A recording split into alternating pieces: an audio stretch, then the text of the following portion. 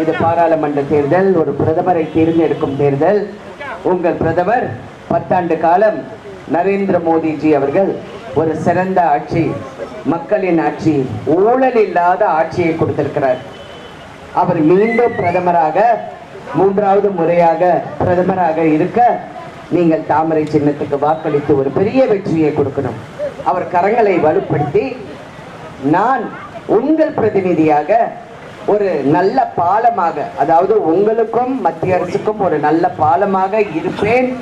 உங்களுக்காக, உங்கள் சகோதரியாக, உங்கள் தோழியாக நான் கண்டிப்பாக இங்கே விருதுநகர்ல இருந்து உங்களுக்காக சேவை செய்வேன், குரல் கொடுப்பேன் என்று உறுதியாக கூற கடமைப்பட்டிருக்கிறேன். தமிழ்நாட்டுக்கு அள்ளி அள்ளி கொடுத்தவர் நரேந்திர மோடிஜி அவர்கள். அதை சிறப்பாக வழிநடத்தி செல்லக்கூடியவர் திரு அண்ணாமலை அவர்கள். இப்பொழுது செய்திருக்கின்ற நிறைய திட்டங்கள் உண்டு. அதுல சிலது நான் சொல்றேன். விருதுநகர் பாராளுமன்றத்தில் திருமங்கலம் தோப்பூரில் எய்ம்ஸ் மருத்துவமனை, என்னதான் யாரு என்ன சொன்னாலும் 33 மாசத்துல அந்த எய்ம்ஸ் மருத்துவமனை துவங்கப்படும், மக்களுக்காக துவங்கப்படும். கண்டிப்பாக வளர துடிக்கும் மாவட்ட தேர்வு மூலம் விருதுநகரில் மருத்துவ கல்லூரி கொண்டு வந்தது. எதுவும் செய்யல, இங்க எதுவும் செய்யலன்னு சொல்றவங்களுக்கு இது ஒரு பதில். விருதுநகர் பாராளுமன்றம் அருப்புக்கோட்டை சட்டமன்றத்தில் குமாரலிங்கபுரத்தில் 2481 கோடி ரூபாயில் ஜவுளி பூங்கா கொண்டு வந்தது. ஜவுளி பூங்கா எவ்வளவு பெரிய விஷயம் தெரியுங்களா? இவ்வளவு கோடி ரூபாயில இந்த பாராளுமன்ற தொகுதிக்கு கொண்டு வரப்பட்டது. சிவகாசியில் கள்ளத்தனமாக வந்த சீன பட்டாசு தடுக்கப்பட்டு நலிவடைந்து வந்த பட்டாசு தொழில் பாதுகாக்கப்பட்டுள்ளது.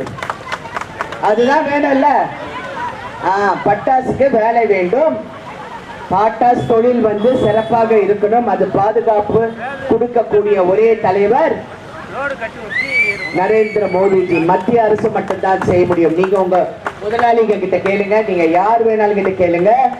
இந்த பாதிக்கப்படும் அப்படிங்கிற ஒரு நிலைமை இருக்கும் போது மதிப்புக்குரிய அண்ணாமலை அவர்களும் நிதி அமைச்சர் நிர்மலா சீதாராமன் அவர்களும் சிறப்பாக செயல்பட்டு அதை காப்பாற்றினாங்க. இன்னும் கோர்ட்ல ஒரே ஒரு கேஸ் இருக்கு.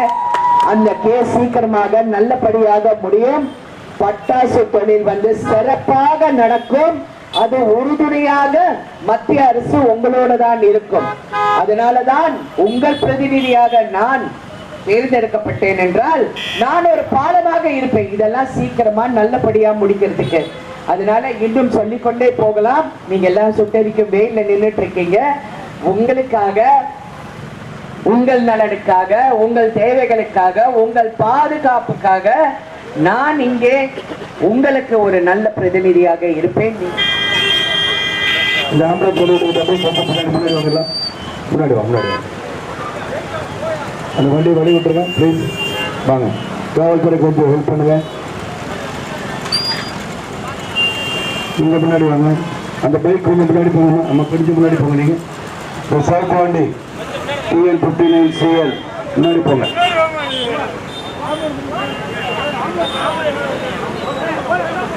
ரவி அதில் மாற்றப்பா ஒதுக்கி விடுப்பா.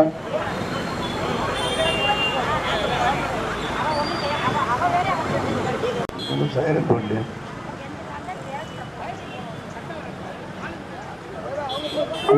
ரைட் பண்ணுங்க. சைரன் போடுங்க. சைரன் போடுங்க. சைரன் போடாட்டி தெரியாது மக்களுக்கு.